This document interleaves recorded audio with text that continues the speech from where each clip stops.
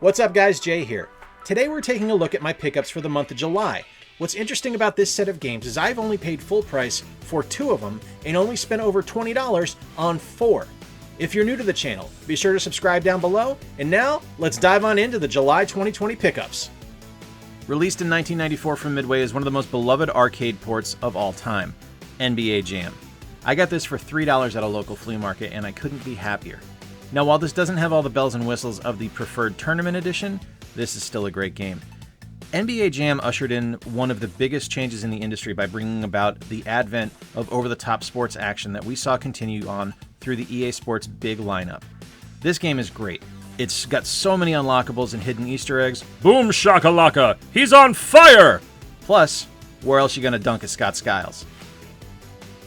Released in 1995 by EA Sports comes the game that I have probably spent more hours playing than any other on this list for pickup videos. NHL 96 is superlative, and I don't use that word lightly. This is one of the best sports games ever released.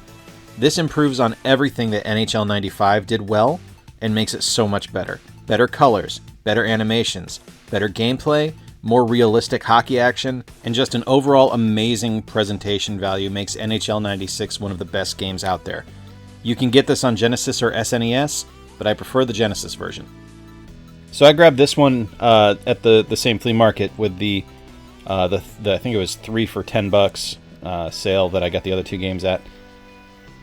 Yeah, it's not good. Pac-Man II from Namco, released in 1994. It's a side-scrolling puzzle game that plays nothing like Pac-Man. It's just not a fun game. Like I think the bones of the game are interesting. I think there's a cool concept here, but the execution just fell flat. It looks good and it animates well, but gameplay-wise, ugh, no thanks. Give me classic Pac-Man any day of the week. So Meredith and I drove across the state earlier this month to go to the IKEA over near Detroit because we had some stuff to pick up for the house. And while we were there, I convinced her to hit up a used game store that was in the area, where I got this copy of Akari II for the NES for $10. I was really excited because I loved the first Ikari Warriors and I'd never played this one, so I thought it was going to be great. And wow, no, not good. I much prefer the arcade version, which I got to play on a game that is featured later in this video. This was kind of a waste of money, but hey, something to add to the NES collection, I guess. Oh man, I wish we'd have gotten more of this series in the States. Unfortunately, we only got this one, Legacy of the Wizard, which was actually part 4 of a series from Japan called Dragon Slayer. This dropped in 1989 here in the States from Broderbund, and is a really neat kind of non-linear RPG platformer, which also allows you to pick different members of a family which have different powers and abilities and can do different things throughout the game. It's a really clever design motif and a really clever idea for how a game should be played. I loved this game as a kid. It was something I rented a lot, so to find it for like $1 was awesome. I'm really happy to have picked it. The summer of 1990 was dominated by hours of playing Teenage Mutant Ninja Turtles 2, the arcade game on the NES. I loved the arcade original, and I played it a lot at the arcades up in Massachusetts, but to be able to play it at home with my friends blew my mind. I always chose Raphael because he was my favorite turtle, still is my favorite turtle, and it was just a great game. It's still a great game. For the NES, it looks incredible, and it plays really well. It's obviously not a one-to-one port of the arcade original for the NES, but for $2, you can't pass this game up. Alright, so the summer of GameCube collecting rolls on, and one of my favorite games for the GameCube came out in 2003 from THQ, and that is Sphinx and the Cursed Mummy. In this game you play the Sphinx, a demigod who is on the quest to discover some canopic jars, and eventually you meet the corpse of Tutankhamun, who is in fact the Cursed Mummy. There's all kinds of crazy powers and weapons that you pick up in this game. I mean, it is a ridiculous adventure platformer. You are spit out by lava slugs. You eventually get the ability to be doused in lava, or the Blessing of Ra, I think is what it's called, and you can run on lava, as you can see here. It's pretty cool. I really love this game. This is what I would definitely consider a hidden gem for this generation of consoles, but one of the cool things is that THQ Nordic picked up the rights to this game and all THQ properties, and re-released it recently on the Switch. It's great if you can find it, but if not, you can pick up the original and go the retro route for your Xbox, PS2, or GameCube. You know, every once in a while, Nintendo does something nutty and releases out of the blue an M-rated game. And the GameCube was apparently, you know, experiment zero for this, because you got not only Eternal Darkness on the GameCube, but you also got this game here, which is Geist. This came out in 2005 and was developed by N-Space alongside Nintendo. And it's a GameCube exclusive, so you're not going to be able to play it anywhere else on any other platform, or honestly any other Nintendo system. It seems to be platform locked. You play John Raimi. He's a civilian scientist that works with a counter-terrorist organization, and you go to investigate a sinister science corporation. And when you're there, bad things happen, as you can see in this video. Eventually, your character is taken over and has his soul removed from his body, at which point you are then able to possess other players or other NPCs and control them. I mean, this is a good game. There's definitely some stuff that misses and some stuff that was a little more ambitious than what the GameCube can handle, but it's still fun to play. I got this for under $15, and I was really excited to add this to the GameCube collection. Who doesn't love a kaiju fight? Everyone loves a kaiju fight, especially when you get to control the big daddy of them all, Godzilla. Released in 2002 from Infogrames and Atari, Godzilla Destroy All Monsters Melee is a blast to play. Now, I will be honest, it does show its age a little bit. It's a little clunky in areas, but it is still a very solid fighting game. You get to control all of your favorites. There's Godzilla, King Ghidorah, Rodan, Mechagodzilla, all kinds of great characters to play here. I love this game. It's silly, but it's wonderful. This is one of my favorite games from when I originally owned my GameCube, and I was so sad to have let it go at the time. But I've got it back now, and that makes me happy. And I got it back for like $8, which is even better. Released in 2002 from Namco is Pac-Man World 2.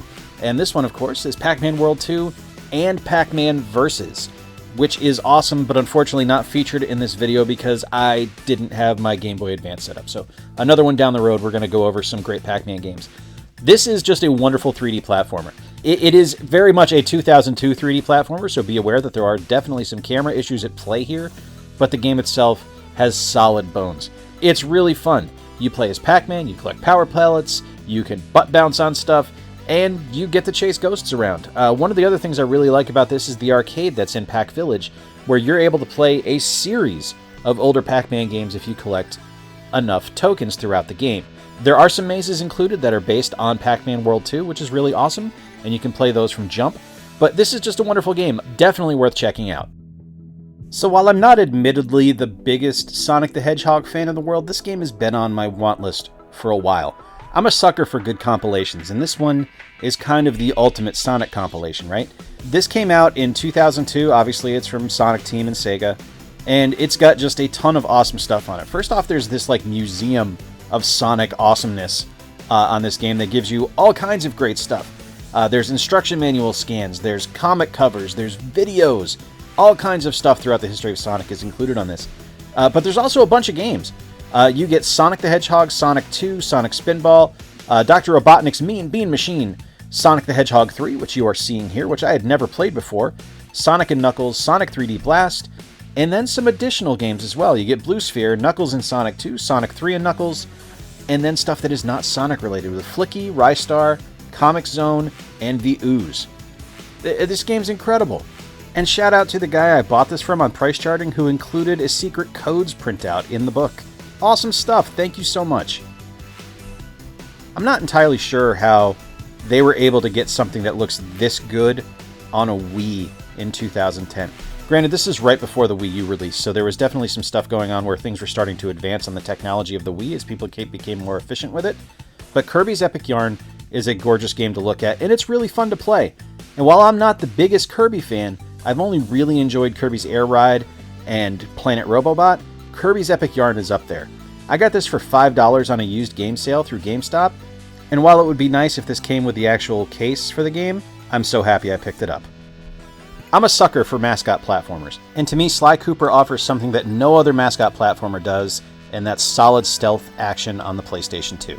I've got all the originals on the PS2, and I still love them and I still play them, but I wanted to get the Sly Collection for PS3 as it was remastered in HD. And I'm pretty glad I did. I mean, there's definitely some things here where I look at it and see that remasters in 2010, when this was released, are a little bit different than remasters in 2020. where it was just a fresh coat of paint, made the graphics look really nice on this, as opposed to touching up the controls, which is what we get nowadays. So there's definitely some PS2 looseness at play with the controls on this game, but it's still wonderful. I love the Sly games. I think the music is wonderful. I love the character designs. I love the colors in the game. I just think it's such a rich and vibrant world that so many platformers are lacking. They all go bright and crazy, whereas Sly went dark, mysterious film noir. And this is definitely worth picking up if you can find it for $5 like I did through GameStop. I hate doing reviews like this, but when a game doesn't live up to my expectations, I can't sit here and tell you that I loved it. It's great. Sly Cooper Thieves in Time isn't as good as the first three, and a lot of that has to do with the fact that it wasn't developed by Sucker Punch. It was done by Sanzaru Games, who admittedly have a pedigree by doing the Sly Collection port, but they hadn't developed an original IP Sly yet, and you can tell. The game's fine, but it's not mind-blowing like the first three were. If you're a completionist, pick it up, but otherwise you can probably pass this one up. Yeah, this one's probably going to piss some people off. I hate Halo. I don't like the Halo games. I had this one tossed in on a purchase I bought. Like, it just was packed in. Wasn't asked if I wanted it. It didn't imply I wanted it. Just came in a package I had ordered. So I count it as a pickup. But I don't like the Halo games. I don't think they're very good. I don't find Master Chief a compelling protagonist. I don't think the designs are good. I don't think the weapons are fun. And I don't think the games are enjoyable. I don't understand what the big deal is about Halo 2. And I never will. I'm sorry, it's just not a game for me. So I fully blame my current interest in Transformers on both my buddy Corey and Thu's Awesome Transformers Reviews, a great channel you should check out, link in the card up above. This game was made by High Moon Studios. It is Transformers War for Cybertron and was released in 2010. I'm so happy I picked this up. This is basically Transformers Gears of War. It's a third-person action-adventure game. You control either Autobots or Decepticons. You can play either side. And it's just really cool. The game looks great. It controls really well. As you can see here, I mean, the character models are just G1-ish enough to be familiar, but still alien enough to look really neat. It's a joy to play. I really love when companies take an IP like Transformers and put it into a modern engine, like Unreal Engine 3, like this one here, and make it something that's familiar, kind of like Gears of War. This is a great game. Definitely worth picking up. I got this on sale at GameStop during a 4 for $20 deal on anything $19.99 and under. Yeah, straight up tennis game. This is Top Spin 2, came out in 2006 from 2K Sports. I adore this game. This is a game that probably is well loved by me due to some nostalgia reasons here. This was something that I played with my friend Ian back when I worked at EA. We were working on some Xbox 360 games at the time, and during breaks we would play Top Spin 2. And I love it. It's a really surprisingly deep tennis sim. There's a create a character mode where you're actually able to create your own tennis pro and go through the different majors. There's a fairly big roster of actual tennis pros. I was able to play as my personal favorite, Roger Federer, which is pretty great. And it's just a lot of fun to play. It's not a perfect game. It definitely shows its age. It feels 14 years old. Like, there's definitely some stuff here where I'm like, okay, it's good, but there's some improvements needed. But it's a lot of fun to play. I love the Top Spin series. I particularly love Top Spin 2. And I got this for $3 on eBay. So earlier in the month, I picked up Xenoblade Chronicles Definitive Edition for the Switch, and I was really enjoying what I was playing, so I figured I should probably take a step back and look at some of the older games. So I went back to the Wii U, and on that same 4 for $20 sale that I picked up so much stuff on through GameStop, I found Xenoblade Chronicles X. Now, this released in 2015 from Monolith Soft, and it's significantly darker than Xenoblade Chronicles, which I didn't really expect, but I'm kind of digging. There's some familiar stuff here, like there's New LA, and there's US flags, and you'll see other stuff like that you're familiar with, if not exactly intimate with, because it is definitely a darker, more post-apocalyptic future. The combat mechanics are really good. I like the characterization of the people I've met so far, and I love the visuals. It's a neat game, and it's definitely something I'm looking forward to pumping a lot of hours into. And for $5, you can't go wrong with one of the best RPGs on the Wii U. Sometimes you go diving into the $5 bin at GameStop, and you grab something based on what the cover looks like alone, not expecting much. And that's kind of what happened here with ReCore. This was released in 2016. It was developed by Concept and Armature Studios for Microsoft Studios. And this is a neat game. I know on release it didn't get great reviews. I know some places gave it a 4 out of 10, but I'm really enjoying my time with it thus far. I think the game is fun to play, and it looks really good. I think that the character of Jewel is really neat. I like the different robots that she has. And honestly, I'm really enjoying the platform puzzle solving that you do in this 3D environment. I think it's a really clever game. This is something I think that, with the kind of the love affair that Nintendo and Microsoft have together right now, this would be a perfect game to port over to the Switch, since I'm pretty sure it didn't do terribly well on the Xbox One. It would just be another revenue stream for Microsoft, but we'll see what happens. I'm loving it. I definitely think this was $5 well spent, and if it's something that you like with 3D platformers, check it out. So when I did my last pickups video, a few of you told me, hey, you got Dishonored 2, you really need to pick up Dishonored 1 because you need kind of the full picture of the story, and I'm so glad you guys told me to do so. This is a game from Arcane Studios, developed by Arcane, published by Bethesda, released in 2012 on, like, everything. Came out Windows, PS3, 360, PS4, and Xbox One. And you play Corvo Attano. He's the bodyguard of the Empress, and you are framed for a crime you didn't commit. You are sent to prison, you are tortured, and you are helped by a group of mysterious people to break out of jail and go on your revenge motif. Now, this is a stealth game. It feels like this is the next logical evolution of the Thief universe, but it's good. Like, these games are just excellent, and I'm so glad that I took a flyer on these. This, again, a cheap game that you can get for your Xbox One or PS4 that is just going to give you fantastic gameplay. I got this for $5 at GameStop, well worth every penny of it, and I'm so happy I picked it up. It's an excellent game to play.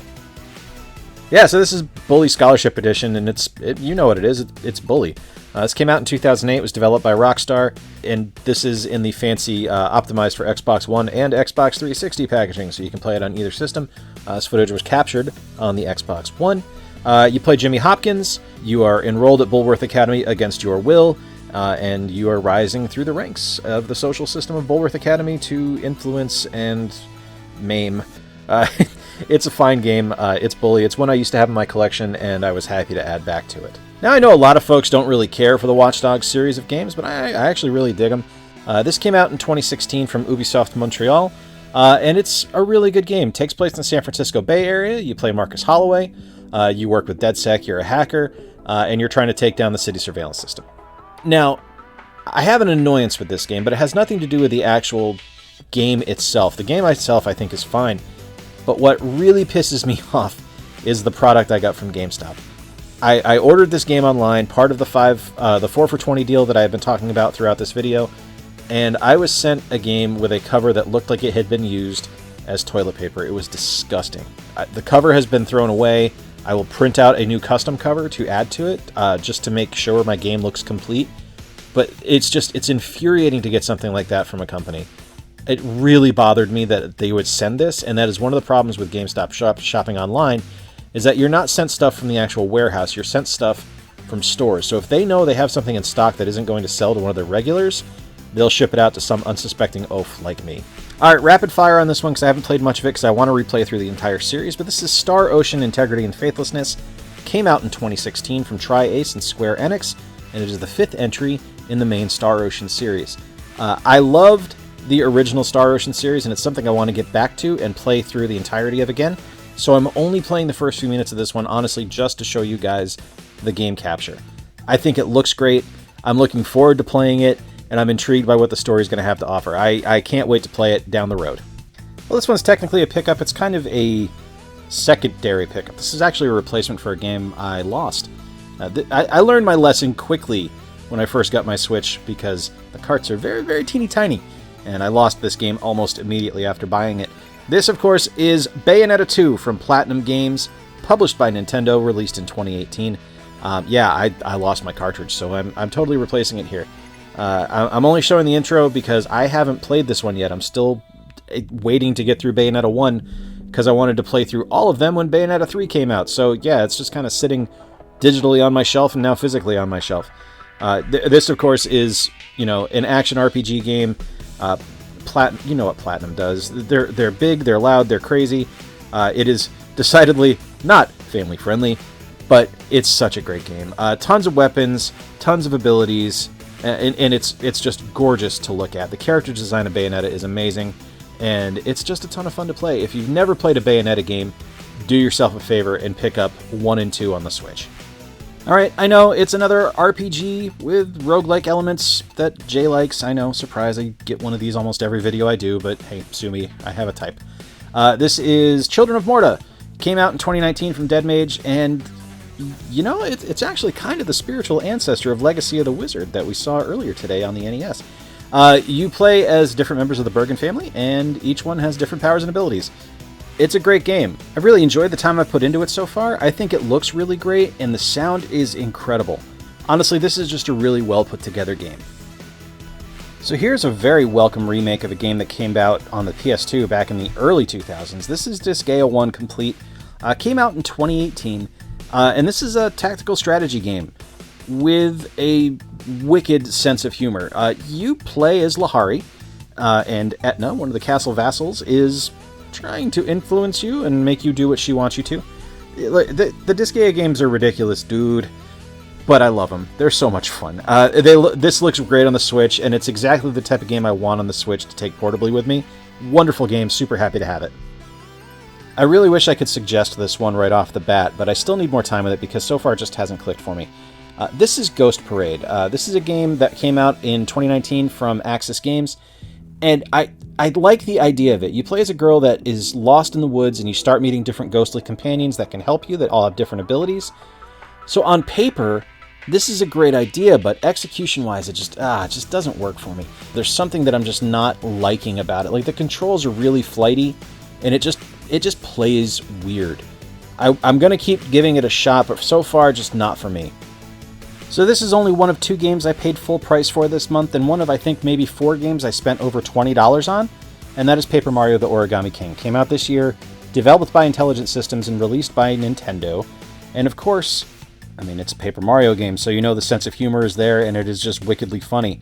That's one of the things I really like about it. I don't mind the change in combat mechanics. I'm okay with it. I don't think it's healthy to insist that your developers change the combat mechanics every game, and I really don't like that they've been mandated to not come up with original characters. Like, that's really kind of stupid to me, but that's another conversation for another day. We're just talking about this game here. This is a good game. I've enjoyed it immensely. I think it looks incredible. I think it's playing really well, and I really, really like the writing that I've experienced thus far. I think if you have enjoyed Paper Mario games in the past, you will very much enjoy Paper Mario the Origami King. Yeah, I delayed picking this one up because I didn't enjoy Xenoblade Chronicles 2 and I played it, and this is, of course, the remaster of Xenoblade Chronicles. Came out in May this year. It is, again, from Monolith Soft, just like Xenoblade Chronicles X was. And full disclosure, I'm really enjoying this game so far. I think the combat is stronger, I think the writing is better, I think the look is better, and I like the way it controls more than I liked Xenoblade Chronicles 2. Like, Xenoblade Chronicles 2, to me, felt like an incomplete game when I played it. This is a fully realized, fully thought of, fully enjoyable game. Now, full disclosure, I'm not fully through the game yet, but so far I'm really liking the characters. Maybe I'm just biased because Shulk was one of my mains in Smash, but I've really liked Shulk so far, and I've liked everyone else I've met so far too.